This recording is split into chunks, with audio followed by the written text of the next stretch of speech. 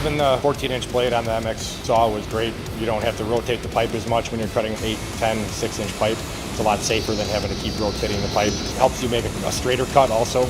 We're surprised to see the saw have a 14-inch blade. It's better for cutting concrete. When you're cutting floors, it goes deeper, so you don't have to worry about that. And then you get more cuts out of a blade.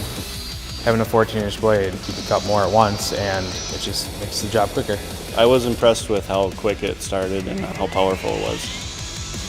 Being able to just push a button and be able to go right away is awesome.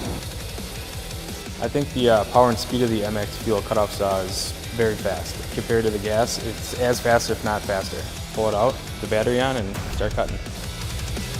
Well, the MX FUEL fit the bill for having a lot of power. You're going to be able to cut through that thicker steel and thicker cast iron a lot faster. And also the fact that you don't have to buy gas and then also buy the oil and pre-mix everything before it goes into the saw. You're just plugging in the battery and you're going a lot more efficient that way.